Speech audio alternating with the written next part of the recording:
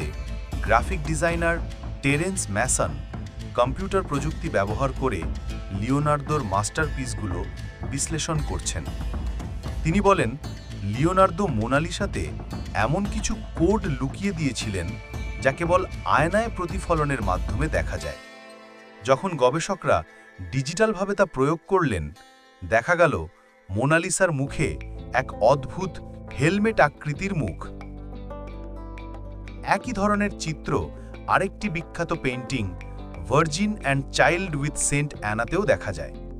আরও অবাক করা মিল পাওয়া যায় ভার্জিন অফ দ্য রক্সেও।